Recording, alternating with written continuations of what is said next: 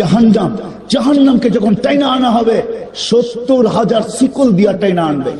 প্রত্যেকটা কড়ার সাথে, কড়া বোঝেন তো, দুটাকে জোড়ে জিঞ্জিরে, প্রত্যেকটা কড়াকে 70,000 ফেরেশতা ধরে রাখবে। তারপরও দুজক ছুটবে, ছুটে যাবে ফেরেশতাদের হাতের থেকে, কিয়ামতের মাঠের দিকে চিৎকার দিতে দিতে আসতে থাকবে। যখন চিৎকার দিতে আসতে থাকবে তো জিবরিল আলাইহিস সালামের মতো ফেরেশতা আল্লাহ ডান দিকে থাকবে, তারপর চিৎকার দিয়া মাটিতে বসবে। তো আল্লাহর রাসূল বলে জিবরিল চিৎকার দিয়া মাটিতে পড়বে আর বলবে রব্বি সাল্লিম সাল্লিম, রব্বি আমাকে বাঁচান, আমাকে বাঁচান।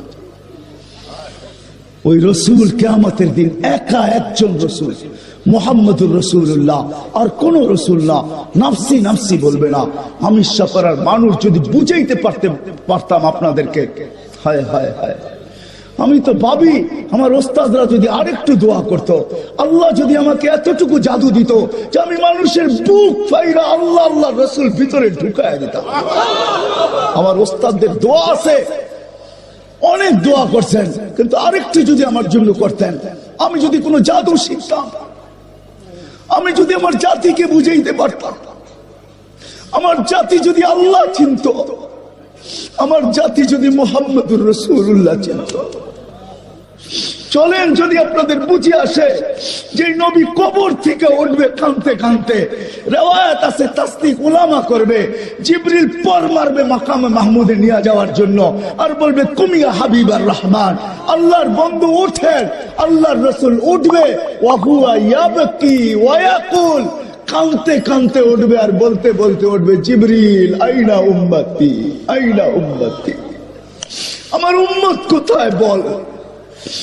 আসালা শাফিরি জাহান্নাম, আমার উম্মত কি জাহান্নামের কিনারে চলে গেছে। তারপরে উঠাইতে আসছো, জিবরিল কসম খাবে বিইজ্জতিল্লাহি ওয়া জালালি মা শাক্কাল আরদা আহাদুন ইল্লা আনতা, আপনি ব্যতীত জমিনের উপরে কেউ উঠে নাই। আপনার উম্মত কোত্থেকে উঠলো, কোত্থেকে পুলসিরাতের কিনারে গেল, মাকামে মাহমুদে যাবে। ও আমি সাফারার মানুষ, মুহাম্মদুর রাসূলুল্লাহ চেয়ারে বসবে না, আল্লাহ বসাইতে পারবে না। শুধু বুখারী রিওয়ায়াত আছে হাত দিয়া রাখবে, এটার মালিক বিদায় হাত রাখবে। আল্লাহ বলবে বন্ধু বসেন। বসেন না কেন? হাবিব বসেন। তো চোখের পানি ছেড়া বলবে বসবো না। আমি বসলে উম্মতের জন্য ছুটবে কে, দৌড়াবে কে, কাঁদবে কে, চাবে কে? আপনাদেরকে বুঝাইতে পারতেছি না। অদ্দোহা যেদিন নাজিল হয়, এই আয়াত যখন জিবরিল পড়ে, সাউফা ইউতিকা রাব্বুকা ফাতারদা, আল্লাহ আপনাকে রাজি করেই ছাড়বে। তো জিবরিলকে থামায় বলতেছে জিবরিল থামো, তোমাকে সাক্ষী রেখে আল্লাহর কাছে কিছু চাইতে চাইতেছি। বলছে কি চাবেন আল্লাহর কাছে? বলে থামো তুমি। জিবরিল থামা গেছেন, হাত উঠায় বলতেছে জিবরিল তুমি সাক্ষী, বিইজ্জতিহি ওয়া জালালি, আল্লাহ তোমার ইজ্জত আর জালালের কসম, লান আরদা হাত্তা ইয়াকুনা ওয়াহিদ মিন উম্মতি ফিন নার, আমি কখনো আপনার উপরে রাজি হব না, আমার একজন উম্মত যদি জাহান্নামে থাকে আমি আপনার উপরে রাজি হব না। ও যার রেজার পাগল মালিক। আমি তো মাঝে মাঝে বলি হাজারো শত কারণ আছে মেরাজের, আমার সবচেয়ে কারণ একটা এটাও মনে হয় যে মেরাজ কেন হলো, শুধু সৃষ্টির ভিতরে একজন যাকে আল্লাহ গঠন নিজ ইচ্ছায় দেন নাই, নিজ নিজ নিজ পছন্দ মতো দেন নাই। আল্লাহ রসুলকে গঠন আল্লাহ নিজ পছন্দ মতন দেন নাই, আল্লাহ রসুলকে গঠন দিছেন আল্লাহ রসুলের পছন্দ মতো। নাইলে হাসান ইবনে সাবিত রাদিয়াল্লাহু তাআলা আনহু এই কবিতা কোনোদিন পড়তে পারতেন না। খুলিকতা কামা তাশাউ, আপনাকে তো ওরকম বানানো হয়েছে যেরকম আপনি চাইছেন। তো আমি মাঝে মাঝে বলি যে আমার মন বলে মেরাজে উঠায়া পাশে কেন বসাইলেন? আল্লাহ তো দেখে, কিন্তু আল্লাহ বলতে চাইতেছে বন্ধু সবাইকে তো ইচ্ছা মতো বানাইলাম, যেমন চাইলাম রূপ দিলাম, গুণ দিলাম, গঠন দিলাম। আপনাকে তো গঠন আমার ইচ্ছা মতো দিলাম না, আপনি যেরকম চাইলেন এরকম দিলাম।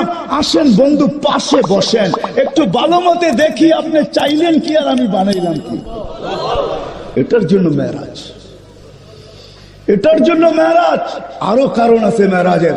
আরেকটা মনে উঠলো বলি, আমার মনে হয় আমিনার জিন্দেগি পড়লে দেখা যায় আমিনা এক সময় যখন আল্লাহ রসুল হাঁটি হাঁটি পাপা যখন হাঁটতেছিলেন, হাঁটতে শুরু করছেন, তো কোলে নিয়ে কাঁদতেছিলেন।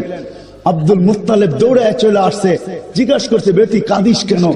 আবু তালেব চলে আসছে, বোন কাঁদিস কেন? তো আমেনা চোখের পানি বুঝাইতে মুছতেছে আর বলতেছে আব্দুল্লাহ নাই। কলিজার টুকরা তো হাঁটতে শিখলো, আব্দুল্লাহ নাই। থাকলে আজকে ছেলেকে আঙ্গুল ধরে ঘুরাইতে নিয়ে যেত, হাঁটাইতো, ঘুরাইতো, মক্কার অলি গলিতে ঘুরাইতে নিয়ে যেত, ওকাস মাজান্নায় নিয়ে যেত, মেলায় নিয়ে যেত। আব্দুল্লাহ নাই, আফসোস, আমার ছেলে তো হাঁটতে শিখতেছে কিন্তু আব্দুল্লাহ নাই। আমার মন হয়, আমার ভিতরে চিৎকার বলে মেরাজ মনে হয় এই জন্যই আল্লাহ মনে হয় আমেনার কানে কানে বলে দিয়েছিল, আমেনা আব্দুল্লাহ ঘুরাইলে আর কোথায় ঘুরাবে? মক্কার অলি গলি, মাজান্না, এই মেলা সেই মেলা, দাদার বাড়ি নানার বাড়ি, কোথায় ঘুরাবে? আরে ঘুরার সময় আসতে দে আমেনা, আমি নিজে চলে আসবো। রব আমার বন্ধুর আঙ্গুল ধরে ঘুরাইতে নিয়ে যাব। প্রথম আকাশ, দ্বিতীয়, তৃতীয়, চতুর্থ, পঞ্চম, ষষ্ঠ, সপ্তম, সিদরাতুল মুনতাহা, জান্নাত, জাহান্নাম, লৌহ কলম, আরশ, কুরসি সব ঘুরানোর পরে আমাকে দেখায়া তোর কোলে পাঠায় দেব। আসতে দে ঘুরার সময়। কাঁদিস কেন আমেনা, কেন কাঁদিস? হায় হায় হায়, এটা দলিল এই জন্যই বলতেছি, এটার জন্যই যখন কয়েক ঘন্টার বাচ্চা কোলে নিয়া কাঁদতেছেন, কোলে নিয়া কাঁদতেছেন, আব্দুল মুত্তালিব দৌড়ে আসছে, বেটি কাঁদিস কেন? আবু তালেব চলে আসছে, চাচারা চলে আসছে, বোন কাঁদিস কেন? বলে আব্দুল্লাহ নাই, আল থাকলে খেলনা নিয়ে আসতো, খেলনা, খেলনা। আবু তালেব থেকে রেওয়ায়েত, খেলনা নিয়ে আসতো। সূর্য ডুবে গেছে, বিকাল যখন হয়েছে, সন্ধ্যা, তো বাহিরে চকিতে শোয়ায় দিছে। আমার মন বলে চকিতে শোয়ায় দিছে। আবু তালেব বলতেছে, আবু তালেব বেটা, বাতিজা তোকে শোয়াইতে দেরি, চাঁদ দ্রুত গতিতে নিচে নামতে দেরি করে নাই। বাদাল কমরু আইয়াদনু, চাঁদ দ্রুত গতিতে নিচে নামতে ছিল, নামতে নামতে তোর মাথার উপরে চলে আসছে। যখন চলে আসছে তো আমি একটা চিৎকার দিছি, খাশিতু আইয়াকা আলাই, তোর উপরে পড়া না যায়, কিন্তু তোর মাথার উপরে এসে থেমে গেছে। তুই একদিনের বাচ্চা ছিলি, তুই হাত পাও নাড়াচাড়া করতেছিলি, তুই হাত এমন করস চাঁদ এদিকে লাভ দেয়, এমন করস এদিকে লাভ দেয়, পাও এমন করস চাঁদ এদিকে লাভ দেয়। তোর হাত পায়ের ইশারায় উপরে চাঁদ ডান্স করতেছিল, ডান্স। আল্লাহ রসুল বলতেছিল, চাচা জানেন চাঁদ কি বলতেছিল? বলে বাতিজা তা তো জানি না। বলে আন্নাল কামারা ইউগান্নিনি ওয়া ইউহাকিনি ওয়া ইয়ামনাউনি মিনাল বুকা, চাঁদ আমাকে ছন্দ শুনাইতেছিল, কান্না থেকে বিরত রাখতেছিল, আমি যেন না কাঁদি। আমি কাঁদলে আম্মার কষ্ট হবে। আমার ভিতর থেকে চিৎকার বলে আমেনার ওই চোখের পানি, যে খেলনা আব্দুল্লাহ নিয়ে আসতো। আল্লাহ মনে হয় কানে কানে বলছে, আমেনা আব্দুল্লাহ খেলনা আনলে প্লাস্টিকের আনবে, আব্দুল্লাহ খেলনা আনলে মাটির আনবে, আরে পাথরের আনবে, আনলে লোহার আনবে, আমি আর কিসের খেলনা আনবে? আরে আসতে দে, ডুবতে দে সূর্য। আমার হাবিবের জন্য আমি চাঁদ খেলনা বানায় পাঠায়। ওই মুহাম্মদুর রাসূলুল্লাহ, যার সাথে আল্লাহর ওয়াদা ছিল, আজকে আমরা কোনো দিকে তাকাইলে পাই না। আমি এক হাদিস থেকে আসছি, শুরু করছি ওইখান থেকে, আল্লাহ ওয়ালারা আছেন, এই জন্যই আমরা টিকা আছি। এরাও যদি না থাকতো আমাদের টিকার কোনো সুযোগ ছিল না। কিন্তু মেরে দোস্ত, চলে তো যাইতেই হবে। কথা শেষ জায়গায় চলে আসছি, লম্বা করতে চাইতেছি না, চলে তো যাইতেই হবে। থাকার সুযোগ এখানে কারো নাই, কারো নাই, কেউ থাকবে না। থাকার একজনেরই সুযোগ ছিল, মুহাম্মদুর রাসূলুল্লাহ। হ্যাঁ হ্যাঁ হ্যাঁ হ্যাঁ, আমার কাছে মজা লাগে আল্লাহ রসুলের শান বয়ান করতে, মজা লাগে। আপনারাও জলসা করছেন আজকে, সম্মেলন, ঠিক না? আল্লাহ সম্মেলন করছে আরশের নিচে। হ্যাঁ হ্যাঁ হ্যাঁ, আল্লাহ দুই সম্মেলন করছে। এক সম্মেলনে আমরা সবাই ছিলাম, আলাস্তু বিরাব্বিকুম ক্বালু বালা, এটা এক সম্মেলন। আরেক সম্মেলন করছিলেন আল্লাহ, ওইখানে আমরা ছিলাম না। ওইখানে ছিলেন নবী আর রাসূলরা, আর কেউ ছিলেন না। বক্তা ছিলেন আল্লাহ, আলোচ্য বিষয় ছিল আমাদের নবীজির শান, শানে মুহাম্মদ। আমরা তো নবী চিনলাম না, আমাদের নবীজির শান কোরআন বলতেছে। আল্লাহ নবী রসুলদেরকে বলছে, সুম্মা ইয়াতিকুম রাসূল, আমার রসুল আসবে, এদের উপরে ঈমান আনবে, একে সাহায্য করবে, এর উপরে ঈমান আনবে। আমি যদি আল্লাহকে প্রশ্ন করি, আল্লাহ রসুল তো 313 জন, এটা আবার কোন রসুল? ঠিক না? জিজ্ঞেস করেন, আমার উস্তাদ বসা আছে, রসুল 313 জন, এটা আবার কোন রসুল? তা আল্লাহ বলতেছে, ওই রসুল যেই রসুলের কলেমার ভিতরে আমি শব্দে রসুল দিছি, কোন রসুলের কলেমার ভিতরে আমি শব্দে রসুল দিই নাই। মুসা আলাইহিস সালাম রসুল, কলেমায় শব্দ রসুল পায় নাই। লা ইলাহা ইল্লাল্লাহ মুসা কালিমুল্লাহ, লা ইলাহা ইল্লাল্লাহ ঈসা রূহুল্লাহ, লা ইলাহা ইল্লাল্লাহ ইব্রাহিম খলিলুল্লাহ, লা ইলাহা ইল্লাল্লাহ আদম সফিউল্লাহ, লা ইলাহা ইল্লাল্লাহ নূহ নজিহুল্লাহ। এরকম ছিল, শুধু একজনের কালেমায় আল্লাহ রসুল দিয়েছেন, লা ইলাহা ইল্লাল্লাহ মুহাম্মাদুর রাসূলুল্লাহ। আমাদের রসুলের শান, শান আজকে তো রসুলই চিনি না।